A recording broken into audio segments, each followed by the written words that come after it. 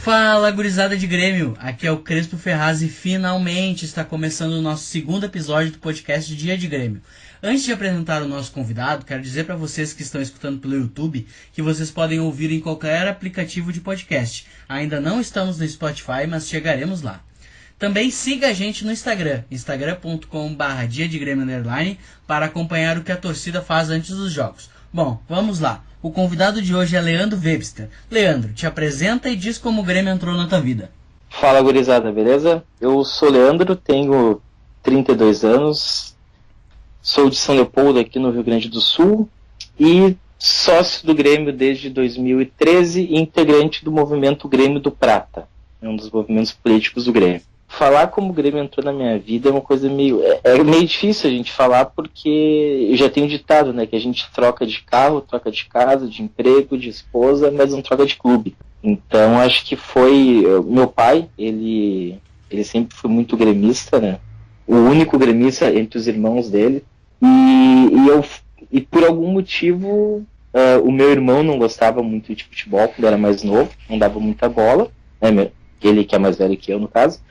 E o meu pai meio que investiu em mim para ser gremista como ele, né? Me levava no estádio, quando a gente ia para aqueles... vamos fazer um almoço de domingo ali em algum restaurante aqui, lá em Porto Alegre, a gente sempre saía do restaurante e dava um pulinho no Olímpico, né? Apesar da idade já mais avançada, né? Já existia a Grêmio-mania naquela época, pessoal. Então, a gente sempre na Grêmio-mania. Aí eu lembro muito, assim, na minha infância, ir no Olímpico, assistir treino, assistir jogos, enfim, até jogo da base, né? Na época tinha os preliminares, principalmente em época de gauchão, que tinha sempre um sub-20, sub-17 jogando de algum clube jogando contra o Grêmio. Então a gente já assistia lá preliminar e, cara, acho que foi meio assim, ele foi chegando bem por herança de família, digamos assim, né? Você foi pelo Grêmio, e chegou uma fase da minha vida quando eu era adolescente, assim, pré-adolescente, que eu tinha tudo possível do Grêmio. Era a mochila do Grêmio, o caderno do Grêmio, estojo do Grêmio, caneta. E engraçado é que hoje meio que voltou, sabe? O que é possível ter do Grêmio eu tenho hoje também. Sim. Mas eu acho que foi algo forjado meio de família, assim, sabe? Então tu não lembra como tu começou a ser gremista? Quando tu viu, tu já era gremista, já estava dentro do Olímpico. Quando eu vi, eu já era gremista. Reza uma lenda, inclusive, né? Não sei se é verdade ou não, admito, porque, né? Enfim, mas que eu estava na final da Copa do Brasil de 89, eu estava no Olímpico. Mas eu não me recordo, tinha 3 anos de idade, basicamente. Então eu não tinha como me recordar, mas reza a lenda que eu estava lá. Só que eu não me lembro. O primeiro jogo que eu me lembro bem, assim, no Olímpico, foi Grêmio 2, São Paulo 0, pelas quartas de final da Copa do Brasil de 95. Eu estive na final da Copa do Brasil de 94, contra o Ceará, mas eu não me recordo muito bem do jogo, assim, não me lembro muito bem, não tenho lembrança, mas agora esse jogo, eu me lembro que um dos gols foi do Ailson até nesse jogo. Esse jogo eu me lembro muito bem. Grêmio e São Paulo em 95, é isso? Isso, Grêmio São Paulo 95. Esse eu me lembro muito bem, assim, porque foi um jogo, na época meu pai trabalhava no Banco do Brasil e o trem Zurb, ele ia só até Sapucaia, né? Então a gente foi de carro até... A gente não tinha como, tipo... Ele não gostava de ir de carro para estádio, né? Então a gente foi, na verdade, até a ABB, onde ele trabalhava, lá em Canoas, se não me engano. E de lá a gente foi de ônibus. Eu e um monte de pessoa mais de idade corneteiro, né? Então a corneta vem de berço também. Ali também eu conheci a corneta. Mas eu lembro muito bem do estádio pulsando, sabe? O estádio estava muito forte, todo mundo cantando um ai, ai, ai, ai, tá chegando a hora. Ali foi realmente a minha grande lembrança. Eu já tinha participado e em outros jogos, assim, que eu acabo não recordando com a realidade, mas ali foi realmente, acho que o start, digamos assim, sabe? Eu já tinha camiseta, já tinha algumas coisas do Grêmio, mas acho que foi onde foi a conquista. Porque, pra entender, eu lembro até quando que meu pai chegou e falou, eu tenho ingresso pro jogo, teu irmão não quer ir, vamos. Eu me lembro bem da cena, inclusive. Acho que foi, dá pra dizer que começou ali. E nesse trajeto que vocês fizeram aí, que tu falou que ele parou lá na BB de Canoas, né?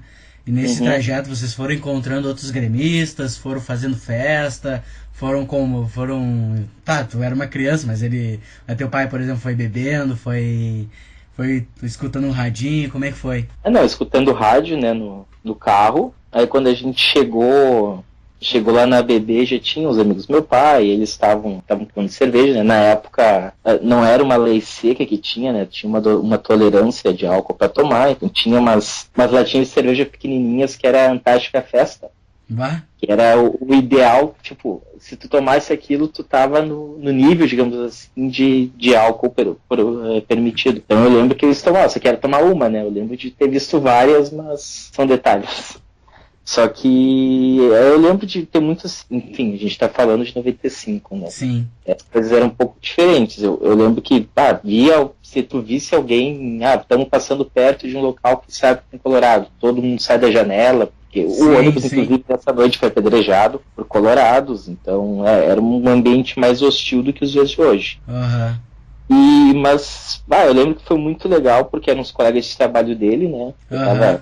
E, era uma quarta, não me lembro se era quarta ou quinta agora, não falei a memória, mas era uma quarta-feira de noite e o jogo começando depois da novela e eu na rua, sabe? Então, acho que isso era o mais bacana, sentindo gente grande com 9 anos de idade. Tu lembra o setor do estádio que tu foi?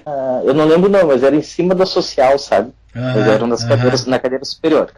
Meu pai não gostava de ir na... Era meio que cadeira central ali. Era a parte mais cara do estádio. Considerando a arena hoje, digamos que seria a superior oeste. Só que na altura da Gold, mais ou menos, né? Sim. Isso, e mais centralizado, lá, né? No estádio. Sim. Era mais ou menos a visão acho que a Gold tem hoje. Meu pai ele não gostava de ir em jogo na arquibancada, né? Porque, de novo, eram outros tempos, né? Então, sim. Coisa tão fácil. Mas aí isso é a primeira lembrança. Depois meus pais se separaram, enfim, eu seguindo aos jogos, mas aí com o pai de um amigo meu, de um colega de escola, assim. O pai dele era bombeiro, então aí sim, a gente ia de ônibus até Sapucaia, lá em Sapucaia pegava o trem, aí ia de trem até o centro, acho que até o mercado, lá pegava o futebol, e nos deixava lá no Olímpico, né, e aí assistia o jogo, aí na social. Aí, como criança, o pai do meu amigo era sócio e a gente, como era criança, menor de 12 anos, a gente não pagava. Então aí, normalmente ele ia com uns 3, 4, era o filho dele, né, meu colega, mais uns 3, 4 assim junto, e a gente ia na social, assistia o jogo, pra ir, passava por baixo da catraca do ônibus pra voltar também, era uma diversão pra gente. Assim. Sim. O teu relato de como chega ao estádio, ele vai muito de encontro ao relato da Caroline, do primeiro episódio, em que, tipo, morar no interior e ser gremista é uma mão, né, pra ir nos jogos. Era uma mão, agora ficou um pouquinho mais fácil, né? Mas ainda é difícil. Isso que a gente nem é tão interior assim, né? A gente tá falando da região metropolitana, 30 quilômetros de Porto Alegre. Mas realmente, eu brinco muito com o pessoal até do movimento do Grêmio do Prata, que alguns que moram perto do Olímpico, enfim, sempre falam que dificultou um pouco a mudança, né, da arena. Pra mim, foi o que realmente fez eu voltar a ser sócio, porque tanto que eu me associei, na verdade foi final de 2012, início de 2013, não me recordo agora certinho, mas foi bem naquela época que o quadro social ainda estava no Olímpico, e já existia arena, mas o quadro social estava no Olímpico ainda. Aí eu me associei ao Grêmio porque realmente ficou mais fácil, administração de trem perto, a própria questão de carro, né, facilitaria, porque já tem na saída da 448 ali. Se bem que na verdade a gente nem tinha 448, eu acho que ainda, né? Pra mim, pronto, que moro na Zona Norte, ficou muito mais fácil ir pra Arena do que era no Olímpico antigamente. Sim, porque no Olímpico, primeiro que se era um jogo de noite, tu tinha que ir de carro. Sim. Não tinha que escapar fora. Ou de ônibus, enfim, de excursão. E aí, pra ir, era muito complicado, porque tu saía às 6 horas daqui, imagina, pegava todo o trânsito da BR-116 até lá, aí às vezes o trânsito de dentro de Porto Alegre ainda para chegar no Olímpico, né? Então a gente deixava o carro, já teve jogos que a gente deixou o carro na Cidade Baixa e foi a pé até o Olímpico e voltou lá, né? Todo com um pouco de medo até o carro depois, mas era uma vida bem era um trajeto mais complicado, né? Sim. Só que agora não tem muito o que reclamar, né? Acho que pra gente, assim, melhorou bastante.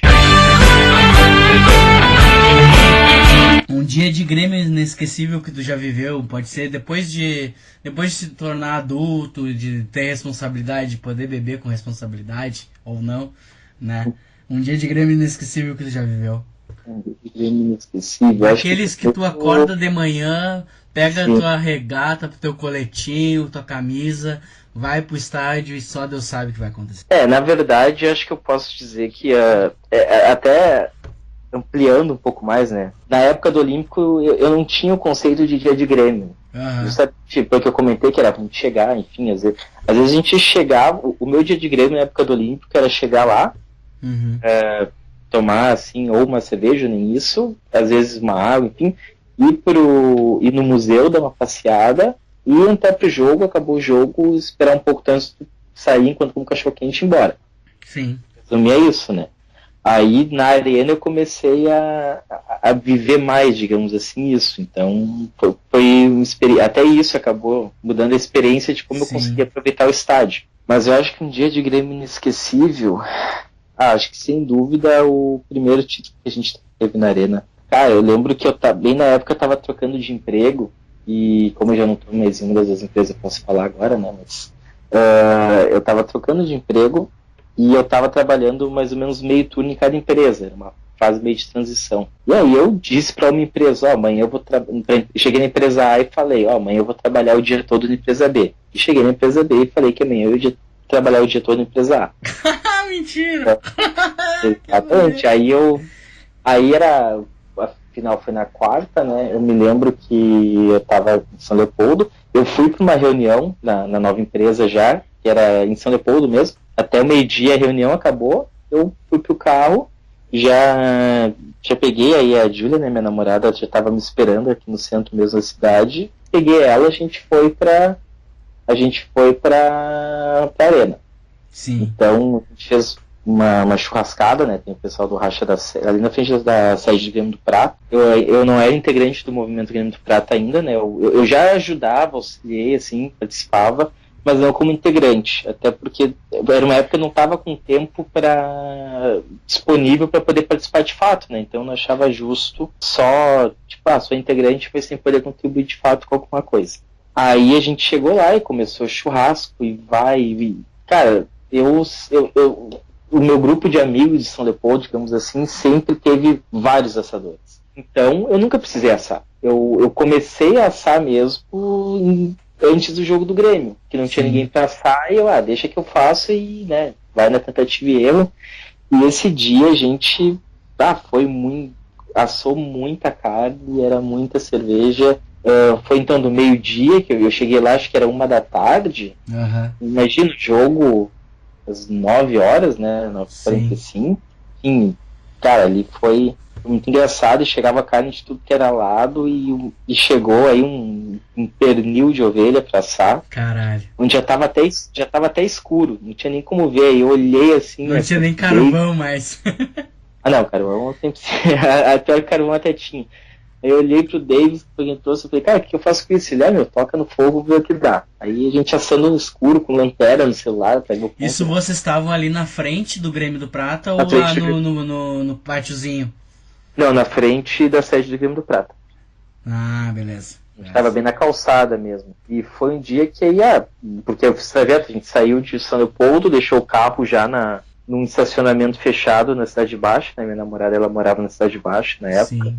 Então a gente deixou no estacionamento que eu sempre deixava, e fomos de Uber até a arena, fizemos, né, toda a função só esperando para ele ser campeão, né? Tava travado demais, engasgado aquilo.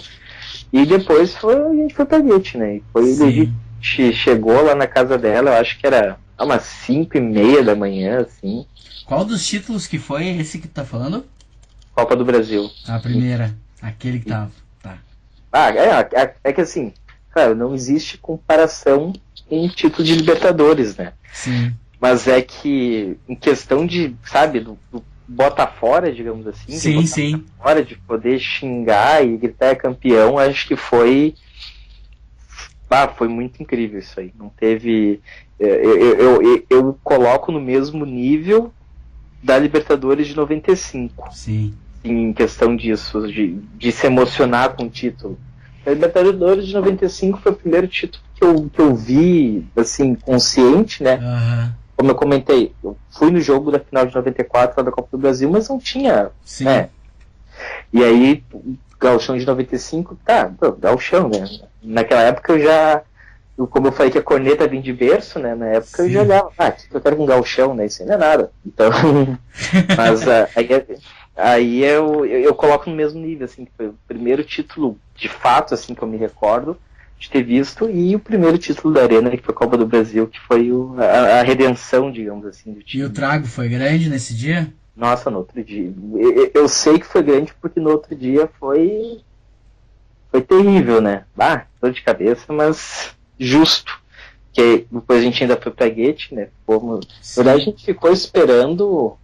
Mas foi tranquilo? Tipo, o pré-jogo ali, a churrasqueada e tal, foi tranquilo? Ou teve muita gente na volta, alguma confusão? Não, tinha mais. Então, confusão não teve. A gente já tivemos algumas confusões perto, principalmente em Grenal, né? Sim.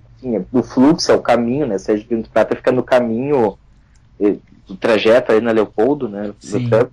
Mas mas foi muita gente, eram mais de 20 pessoas, todo mundo ansioso, então chegava e como a gente foi meio ingênuo, né? Foi um dos primeiros churrascos que a gente fez, ninguém lembrou de falar, gurizada, carne até tal hora. Aham. Então, Foi o pessoal chegando. ia chegando, vinha carne, e vamos fazer.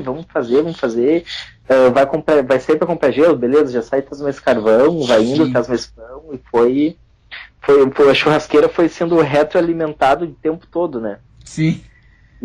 Mas foi, cara, sem dúvida, assim, um dia espetacular. Acho que eu não sei dizer quanto foi de cerveja, mas foi cerveja pra caramba, assim, porque aí já explicando como funciona o Racha da Ceva, né? Temos o nosso CEO, que é o Tato. Obrigado, Tato. Obrigado, Tato, né? Que ele na verdade, ele compra cerveja conforme o pessoal, quem quer que eu leve cerveja? Bem assim que ele fala. Conforme as pessoas vão se acusando, né? É um grupo de WhatsApp, né? Isso, é um grupo de WhatsApp que a gente centraliza a compra da cerveja nele. E aí ele vê o valor que vai dar e tem o racha com o pessoal, né? Por isso que o racha da Ceva. E aí a gente, na época, era até. Acho que era mais. Quem quer participar vai. Hoje está mais organizado, né? Hoje a gente já vende até por lote antecipado, na hora. Tem uma coisa. O empreendimento cresceu. E hoje vocês têm até uma parceria com o Grêmio do Prata, contribuindo pela limpeza da casa, né? Isso, o que acontece? Como o racha da Ceva fica na frente do Grêmio do Prata, quando a gente faz o racha, assim, como não consumimos do local, né? Tem aquela parceria que é uma contribuição que a gente dá porque usa banheiro, né? Usa estrutura, pode deixar mochila lá para não ter que levar pro estádio. Então, tem mais ou menos essa simbiose, digamos assim, né? Que essa parceria com o movimento nesse ponto. Sim. Mas o Racha da Ceva não é grupo político, tá? O Racha da Ceva é só um bando de gente que quer beber, mas quer... E como se formou o Racha da Ceva? Tipo, como foi a reunião dessa gurizada que formou um grupo e que tem um cara que leva o isoporzinho cheio da Ceva e vem o vigário se colar? Como é que foi? O vigário, ele é onipresente, né? Qualquer lugar perto da arena tu vai encontrar ele. Mas, se eu não me engano, ele começou... Eu comecei a participar já em 2016 na Copa do Brasil lá mesmo, né? Uhum. Se eu não me engano, o primeiro racha da Ceva que teve foi pro Grenal do 5-0. Deu sorte. Pé quente, né? Começou bem. E aí de lá o pessoal começou a... Antes ele ficava lá na praça, né? Lá na praça onde é a sede da ISA, né? A praça da ISA. A sede, o Largo dos Campeões e o Bar da ISA. Sim, toda a gurizada ficava lá, daí teve... E aí uma desinteligência lá. Teve algumas desinteligências e uma galera migrou para outros lugares. Aí o pessoal teve que ir para um lugar um pouco mais afastado lá, mas, né, tudo... Em resumo, a gente tem provas suficientes de que reunião de tuiteiros por muito tempo sempre vai dar merda, seja futebol, seja torcida, seja qualquer coisa. Exatamente. Mas aí foi bem nisso, assim, acho que foi... Aí acabou o pessoal indo lá pra frente da sede do Grêmio do Prata. que é uma série que não tá há tanto tempo, né? Foi 2016 mesmo, se não me engano, que ela foi fundada lá. 2015 não tinha sede. Então, e aí ficou. Aí acabou gerando essa parceria com o movimento, né? Sim.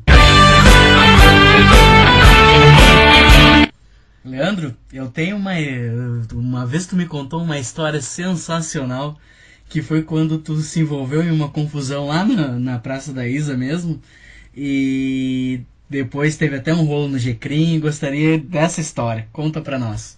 Não, o que aconteceu acho que foi... Eu lembro que o Grêmio perdeu. Foi um Grêmio São Paulo também. O Grêmio perdeu, foi jogo foi no domingo à tarde, assim. E aí a gente... depois do jogo todo mundo tava meio chateado. E, né, lá na praça tem toda aquela função de música, né? Sim. E aí tava tocando... Era na época ainda que tinha a jukebox da Isa. Que aí tava tocando um monte de funk e, cara, tinha uma menina ali, uma criança dançando. E aí um cara, né, começou a filmar. E a gente, né, eu e um amigo meu, a gente foi lá pedir, não, para de filmar, né, uma criança, que é isso? O cara tava meio alterado, né, não, porque eu vou viralizar isso, aquilo, blá, e a gente pegou então, a gente pediu outra minha namorada e chamar a brigada. Pronto, sair daqui enquanto não apagar o vídeo. E a gente levou, né, tinha um pessoal lá, a gente tentou ver mais pessoas, convencer pra ele pegar e parar de filmar, né, o cara aí já tava bem atordoado mesmo, bem fora. E nisso ele foi tentar escapar. Aí a gente foi segurar ele. Só que no que a gente segurou, quando ele tentou se desvencilhar, ele, por um acaso, ele, né, tinha alguns pinos segurando o braço dele. E aí ele acabou quebrando, assim, não sei, a prótese. Aconteceu alguma coisa que o braço... Deslocou o braço, né? É que não era... acho que, se não me engano, os pinos quebraram, uma coisa assim, mas tipo, foi como se tivesse deslocado, isso. Como se tivesse deslocado. E aí, quando a brigada chegou, a situação era a seguinte, né? Agressão, vão lá pro G-Crim todo mundo. Aí a gente teve que ir lá pro G-Crim, né? Teve... Pra ver se tem acordo, enfim, audiência, o cara que levar processo criminal. Tá, então, primeiro ponto. Se acontece uma confusão ao redor do estádio, fora do estádio, também vai pro G-Crim. Também vai pro G-Crim. Porque o que acontece? Tem uma... isso que eles comentaram, né? Tem até um posto da brigada lá, mas como o G-Crim não é só pelo jogo em si, né? Porque ele também é grandes eventos também. Tanto que no acampamento Farroupilha tem um G-Crim também. Ah, entendi. Isso, e aí no caso, como ainda estava em funcionamento, acabou acontecendo isso. A gente foi pro G-Crim, só que depois, né, teve toda uma questão de ter que fazer depoimento em delegacia, e foi para a delegacia da Polícia Civil que tem ali na Zona Norte, a mais próxima arena, assim, então tem toda uma... Aí depois é diferente, mas no dia, na ocorrência, no G-Crim. E aí tu teve que passar alguns jogos indo na delegacia, certo? Na verdade, o que aconteceu? Cara, isso aí aconteceu uns 4 anos, eu acho. Uhum.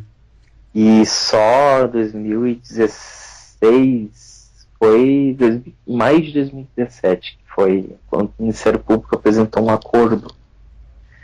E aí, eu e meu amigo, né, a gente acabou aceitando o acordo, a gente não quis correr todo o processo, né, porque, imagina, a gente tinha demorado 2 anos só para apresentar um acordo, imagina o resto, né, do tempo.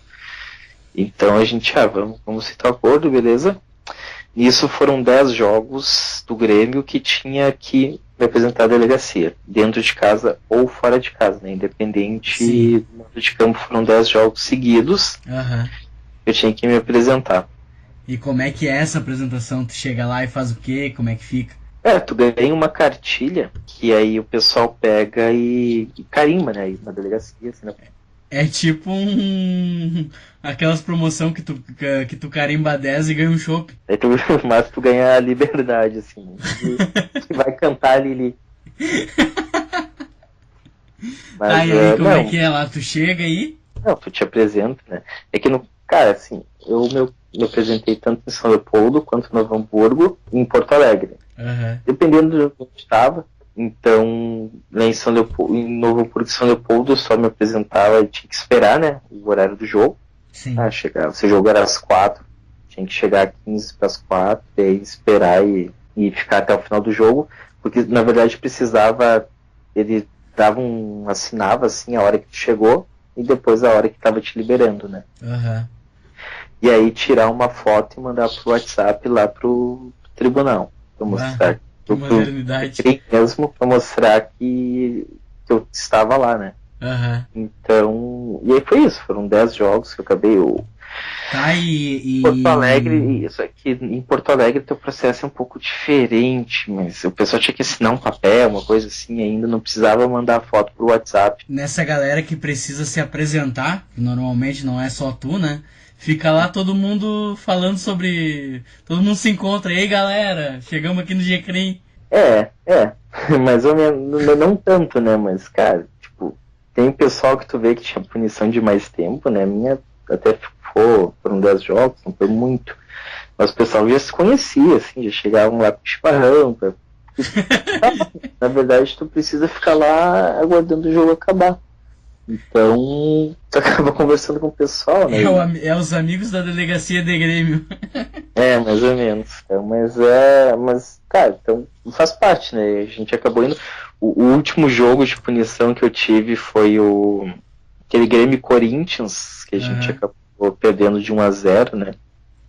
Em 2017. E aí, no outro jogo em seguida, dava uma falta, assim, tipo, aí no estádio. Eu ainda tive sorte, foram 6 jogos fora de casa e tecnicamente eu perdi só 4 jogos, então, né? Sim. Tive um pouco de sorte, mas tu tá lá, claro, pode ficar com o celular, tu acompanha mais ou menos nas redes sociais como tá indo, mas tu não tá assistindo o jogo, tu não tá conseguindo acompanhar. Então Sim. E os caras, os oficiais lá, eles te tratam bem, tratam mal, não estão nem aí que tu tá lá? Como é que é? Eu também. Eu não tenho que reclamar de tratamento, digamos assim. Tratado lá. Na verdade, né, enfim, parece às vezes que eles falam, tá, gurizada, acaba o jogo lá, vamos desocupar que a gente tem coisa mais importante pra fazer, né? Sim.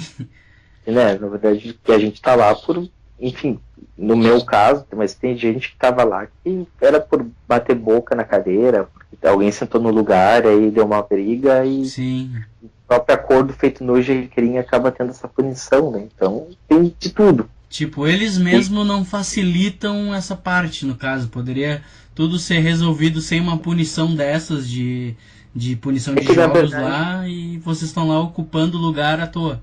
Não, na verdade, é que aí entra na parte judiciária que não saberia explicar bem. Porque é um acordo. É um acordo. Ok, vou no estádio, beleza, tá. E é o Ministério Público que pega e diz pro juiz, né, dá isso, faz aquilo, punição é essa, punição é aquela. Então, na verdade tá como acordo, mas tem, sim, nem todo mundo, e acho que isso é uma coisa que eu também acabei aprendendo por sentir na pele, né, mas nem todo mundo que tem que ir na delegacia em dia de jogo tá lá porque foi uma briga generalizada, o espancamento. Não, tem, ou porte de droga, sabe? Às vezes por motivos muito bobos, digamos assim, né? Às vezes um bate-boca, alguma coisa e... Então, para finalizar, e como faz parte do roteiro de Dia de Grêmio, primeiro eu queria que tu falasse pra galera o que tu faz no Grêmio do Prata, que é muito importante, movimentos do Grêmio, política de Grêmio é importante, e também convidar a galera ao setor do estádio da Esplanada que vocês estão cuidando, né? Convidar a galera a comparecer. Não, beleza.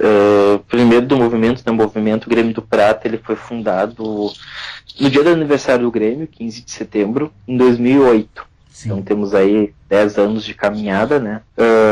Foi fundado pelo pessoal do torcedor de arquibancada, não foi uma dissidência, tô num grupo, quero abrir um outro grupo. Não, foram pessoas da arquibancada que se uniram e criaram o Grêmio do Prata. De lá para cá ele participou das eleições do Conselho de 2010, 2013 e 2016. Infelizmente ainda não temos conselheiros, né? Não conseguimos emplacar nenhum, mas muito também por acabar, indo sempre com chapa única, né? Não ter uma parceria de outros grupos, né? Então, isso aí acaba pesando um pouco também, né? Aí, tem gente que já nos falou que a estratégia é certa, outros que a estratégia é errada, mas enfim, né? Não vem ao caso. Sim. A gente acaba indo de chapa única sempre, então isso realmente afeta nos resultados. Mas, cara, sim, vou dizer, na última eleição, por exemplo, faltaram 86 votos, assim, pra gente conseguir entrar. Então foram sozinhos, imagina, tem a cláusula de barreira de 15%, sozinhos a gente colocou 13,7% de votos. E vocês têm uma tarefa muito importante no Grêmio, né? Vocês cuidam de alguns setores, alguns lugares, alguns estabelecimentos que estavam deixados para lá, né, no caso. Isso, já estava chegando. A gente, na verdade, mesmo sem ter conselheiros, né, a gente acabou entrando na gestão do Romildo agora, em 2015. Como que nós chegamos? Para quem não sabe, né, o Grêmio, ele possui uma ilha. Existe a Ilha do Grêmio, ela é em Guaíba, deixando mais ou menos assim, tu passa a ponte móvel, né, do Guaíba, aí depois tem uma outra pontezinha que é onde tem uma placa da Ilha dos Marinheiros. Tu já pega aquele retorno, né, porque tu vai passar aí por baixo, a segunda pontezinha, segue lá a primeira esquerda, tu vai no final da rua, bem dizer, é a Ilha do Grêmio. Então ela é ela foi uma doação, digamos assim, da Marinha pro Grêmio. Não pode ser vendida, né, patrimônio do clube, que é como se fosse arrendado, não pode vender. O clube é um curador, digamos assim, da região. E ela estava abandonada. O Grêmio antigamente tinha muitos esportes amadores, ele tinha clube de remo, tinha tipo bocha, bolão, de tudo, né? Mas aí, como seguindo outros clubes também, acabou focando só no futebol, e com isso a ilha ficou um pouco parada. Só que mesmo ela parada e o clube não tendo mais esportes amadores, mesmo assim ela é patrimônio do clube. Sim. Então o Grêmio do Prata elaborou um projeto, apresentou para o presidente Romildo, o presidente Romildo gostou, aceitou, e nos deu a responsabilidade de cuidar da Ilha do Grêmio. Sim. Então, isso em 2015, né? Então, desde 2015 nós temos um dos nossos membros, o Rogério Amorim, ele é assessor especial da presidência do Grêmio, né? Ele é assessor do presidente Romildo para a Ilha do Grêmio. E agora, nesse ano, a gente conseguiu mais um assessor. Só um pouquinho. E pro torcedor, que ele não faz a mínima ideia, nunca foi... como é que é para ir pra Ilha do Grêmio? Paga alguma coisa? Não paga? Pode levar seu espeto, seu carvão, sua carne? Sim, não, a Ilha do Grêmio não precisa pagar nada para entrar. Cada torcedor tem direito a 4 acompanhantes, né? Cada sócio, na verdade, desculpa. É só chegar lá na frente, apresentar a carteirinha de sócio e tu pode entrar com 4 acompanhantes. Na Ilha do Grêmio tem campo de futebol, né? Inclusive todo ano tem um torneio da geral. Sim. A torcida faz o seu torneio lá na ilha. Tem churrasqueiras cobertas ou ao ar livre. Tem uma empresa agora que está... Né, agora não, tem 2015, mas agora está tendo uma nova empresa que faz toda a manutenção da ilha, né, mantém a grama cortada. Foi em 2016, se não me engano, que teve um temporal que basicamente destruiu um monte de coisa lá na ilha, essas empresas responsáveis por arrumar. Então, tem uma manutenção na ilha, né? Sim. Aí só chega com a tua carteirinha, espeto, carvão, carne, teu cooler com cerveja, refri, água e, cara, é isso aí. É livre para todo sócio, né? Então, inclusive, a gente já fez alguns eventos de jogos no final de semana que o pessoal vem do interior, ir para lá, passar o dia na ilha e depois ir para a arena, né? Porque ela é bem próxima aqui, no início ali na Ilha dos Marinheiros, né? E aí voltando, né, agora nesse último final de 2018, a gente foi agraciado com mais um assessor da presidência, dessa vez para a capela do Grêmio. É o seu Eudir. Então, na verdade, nós temos 2 assessores da presidência, né, um cuidando de cada patrimônio do Grêmio. Então, a questão da capela é a Capela Nossa Senhora da Medianeira, né, é o mesmo nome, digamos assim, mesmo Santa Padroeira, né, lá da época do Olímpico. E ela era uma demanda dos mais de associados mais antigos, assim, né, que tinha aquela mística, né, de antes do jogo lá. Não faz mal fazer uma oração antes do jogo, né? E aí em novembro de 2017 ela foi reaberta, se não me engano. 2016. Agora, não, 2017, se não me engano, foi reaberta. Se eu não me engano, a capelinha fica do lado da Grêmio Mania, né?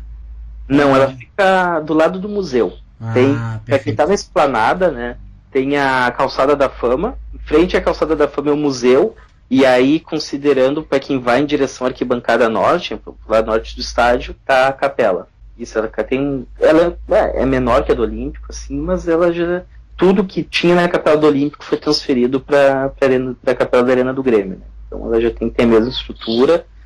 E quem quiser, antes dos jogos lá fazer a sua oração, vai ser bem atendido, né? Inclusive, agora a gente vai ter a reabertura dela esse ano. Agora no domingo, dia 10 de março, né, depois do Carnaval, às 11 horas da manhã. E até hoje, falando com o seu Edir, ele passou a programação, né, a gente vão ter todos os domingos às 11 horas vão ter missas, e aí, claro, se tiver algum domingo que tenha jogo às 11, isso vai acabar sendo revisto. Sim. Mas, a princípio, todo domingo às 11 horas tem missa lá na capela, e quando em dia de jogo, 2 horas antes do jogo, a capela vai estar aberta também, para quem quiser fazer a sua oração. E espero que a gente tenha no mínimo um monte de gente, porque vai ter jogo esse ano, né?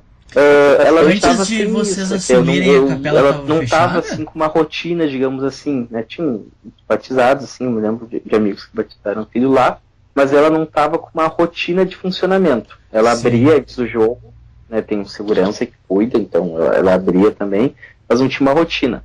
Agora nós vamos ter essa rotina de funcionamento da capela. Então, tanto na questão de antes do jogo, que às 2 horas tem o segurança na frente, assim, que vai cuidar, né, para que nada aconteça com o patrimônio.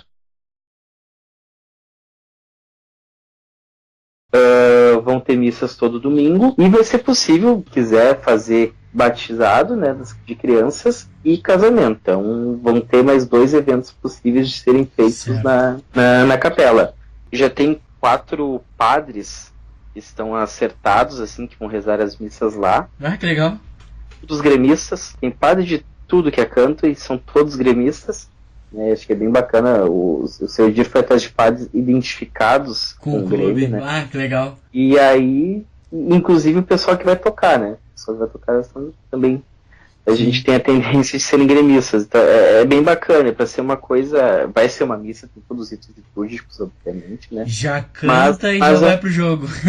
Exatamente, não, na liturgia lá, o canto final vai estar a banda da Geral tocando lá com as charangas já.